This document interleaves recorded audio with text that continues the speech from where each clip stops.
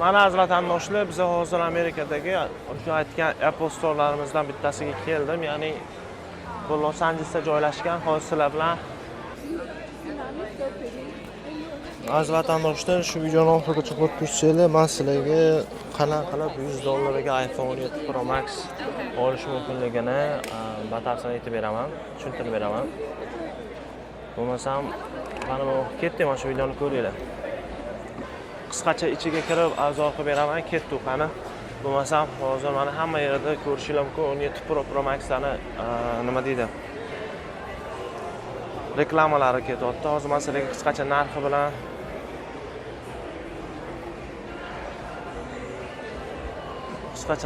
bilan tanishtirib o'taman. Xo'sh, aziz vatandoshlar, ketdi qani. Mana 17 Pro 256 talik narxi ko'rishinglar mumkin. $1099. Bu taksi bilan, solig'i bilan $100 soliq qo'shsanglar, $1200 ga olar ekansizlar. 17 Pro ni Amerikada agar pulinglar $1200 bo'lsa yoninglarda. Pro Max xuddi shu narxdan $100 qimmat ekan, ko'rishinglar mumkin. $1199. Buni nima desa bo'ladi? 1300 ga qo'lingizga tushar ekan, chunki $100 taksi deylik. Kameralari juda zo'r. Ko'rishinglar mumkin. Kamerasida 45 plusgacha 40 plusgacha mana qo'ygan. Nima deydi?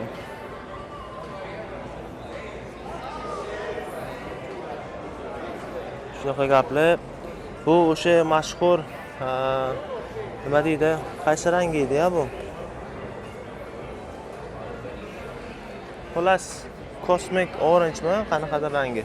Ana ya'ni xuddi shunaqani oqlari bor, mana bitta sinisi bor.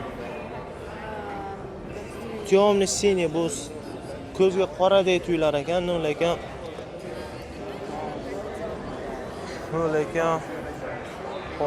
qora emas. Xo'sh, mana yoqda Air'lar bor, ko'rishinglar mumkin. Air juda kichkina chiqarib qo'ydi. Bu yili вообще Air narxi $999 ko'rishinglar mumkin. $41 dan qilib 2 yilgacha 1 gram foizsiz to'lashinglar mumkin. Amerikada ko'pincha kredit bersa soliq olmaydi, nima deydi? Protsent olmaydi unchalik. Mana bu yerda polni Air'lar ekan. Air'lar ranglarini ko'rishinglar mumkin. Mana hozir ko'zim tushgani mana bunaqa rang ekan. To'g'risi bu oqni tushunmay qoldim. Mana bunisi qanaqa rang? Har xil ranglari bor. Bu degani $1100 ga o'xshi Apple Air'ni olib ketsanglar bo'lar ekan. Xo'sh, endi sizlarga bafurchi nima deydi? Shunaqa gaplar hozir mana 17 Pro ni, mana 17 Air $999 o'zini Amerikadagi o'sha Apple do'kondagi narxi bo'lib turibdi. Uni sizlar xudo xohlasa $1100 ga pulinglardan naqd pulinglar yoki kartalarda pulinglar bo'lsa olib ketishinglar mumkin Amerikadan. 17 Pro ni esa $1199, ya'ni $1200 ga olib ketsanglar bo'ladi. Primena $100 taksi solig'i bo'lsa, chunki bilasizlar Amerikada soliq to'lash majburiy, soliqdan qochish bo'lmaydi. 17 Pro ni ranglari har xillari, 17 ni o'zini har xil ranglari chiqibdi. 17 ni o'zini narxi aziz vatandoshlar $799 ko'rishinglar mumkin. 17 ni o'zi $900 ga 17 ni o'zini olar ekansizlar. Mana ko'rishinglar mumkin.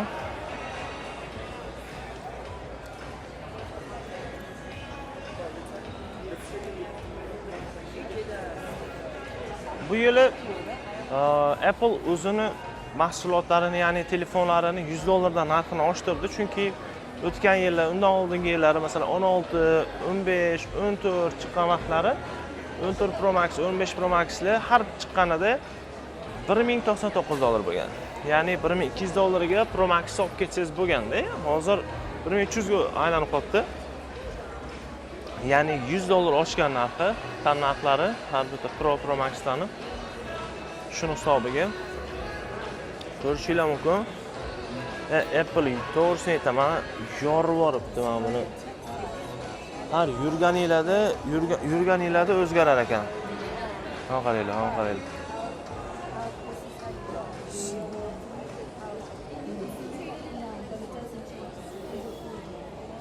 Bu shu uch xil rangda chiqqan. Orange, white, temno-siniyda. Shu yerda qop-qorasi chiqmagan, menimcha men yo'q ko'rmadim. Bo'lishi mumkin, zakazki yoki buyurtma asosida olib chiqib kelishlari mumkin. Shunaqa gaplar, hozir ham bitta Apple do'konining kattaligini qaranglar. Qani men topilacha deydi-yu.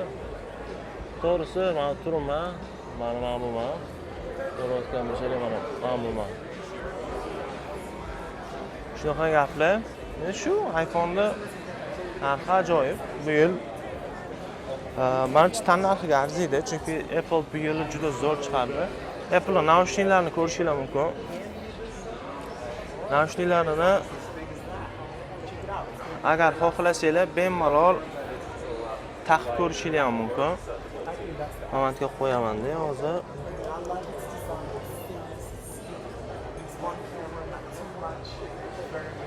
Hozir qo'ydim. Bemalol taqib ko'rsanglar bo'ladi. Mana o'g'irlab ketsanglar ham bo'laveradi, lekin unaqa narsa qilmaymiz. To'g'risi hozir naushnik taqqanimda ovozini birdaniga yig'ishtirib oldi. Bundan oldin ham bir marta olganman, lekin mashinam o'g'irlab ketishganda ichida ketib qolgan. Men bitta xohlagan muzikalarni qo'yishinglar mumkin, ko'rishinglar mumkin. Xohlagan bitta muzikani biz hozir mana bitta shoqir qilib qo'shini qidiramiz. Shoqroq mana. Ko'rishinglar mumkin, hamma qo'shiqlar bor, mana yorone. Mana.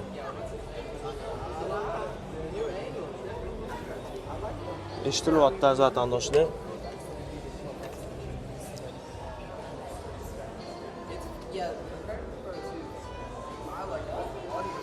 To'g'risi juda zo'r ovozi.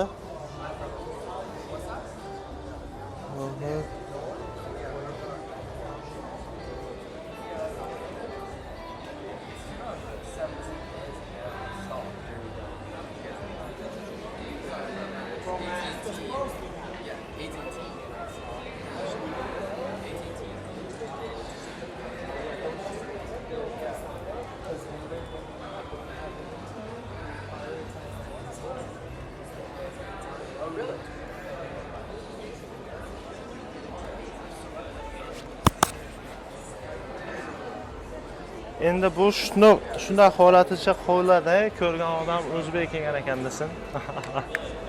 Albatta. Hazil, sizlarga hozir xudo xohlasa. Yana bir ikkita narsalarni men bu Apple, bu ham Apple'niki men bilmayman, bu boshqa brend nimaga beta turibdi bilmayman ekan. Mana bitta kompyuterlari bor. Xohlagancha o'yinlar o'ynasanglar bo'ladi. Mana qizchalar o'yin o'ynayapti. Hello, how are you? Anta ko'rishinglar mumkin. Bu juda qimmat chiqaman bu kompyuterlar. Men bilan ham agar rep qilmoqchi bo'lsanglar juda zo'r. Kompressor ko'rishinglar mumkin. Kompressor kattaligini qaranglar. Bu kompressorlarda maza qilib ishlasa bo'ladi. Kompressor. Bolan dizayni qara. You look good. Please don't. Oh, yeah. I don't know why you think that's cool. Don't Yeah. I'm recording myself though. Sifatdagi.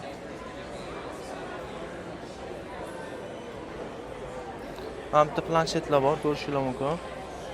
Planshetning narxi $1499 ekan. Bu kattasi. iPhone'dan qimmat ekan bu. Buni xotirasi nechalik bo'ladi? Xotirasi 256 talik shunaqa ekan. Qana 2 terabaytlik nechi bu? $2,500 ekan. Yo-mayo. Menda 11 Pro'si bor. Mana bu. iPad Air, Air emas meniki. Bu emas, men mumkin.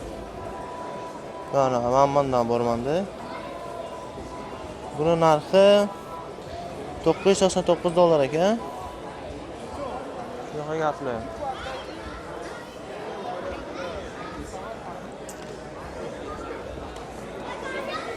Bular odamlar ko'pi injiqib qo'ygan videoga olmaydi menga. Qarang. Bu bolani ko'rsatdimmi? Niga. Ko'rishinglar mumkin. Lekin 17 ning ingichkaligiga qo'yilib qolmasdan iloji yo'q. Juda ingichka telefon chiqarib qo'ygan. Bu videoni men sentabr oyida olaman. Hozir kechroq qo'yishim mumkin, chunki buni montaj qilaman. YouTube'ga to'g'rilayman, o'shaning hisobiga. Rahmat barchalarga. Obuna bo'lib, like bosib, obuna bo'lib qo'yinglar, esingizdan chiqmasin. Xo'sh, qani mana videoni ham tugatib oldik aziz vatandoshlar. Men endi videoni oxirida aytib o'tishim kerak, qanday qilib $100 ga 17 Pro Max olsa bo'ladi. 17 Pro Max $100 ga olish uchun sizlarda kredit skoringlar bo'lishi kerak, ya'ni kreditinglar normalroq bo'lishi kerak Amerikada. Kelasizlar Apple Store'ga, Apple yoki o'zini kreditini olasizlar. Masalan, o'zini kredit kartalari bor, Apple Credit Card. Ya'ni nima deydi, o'sha Apple kredit kartaning ichida pul bo'ladi, sizlarga pul beradi, o'sha pulni ichidan Apple yechib yotaveradi, oyiga $45, $50 dan yechib yotadi. 2 yilga 1 gram foizsiz, 1% ham foiz olmaydi, foiz qo'shmaydi. Nabarot bonuslar beradi sizlarga.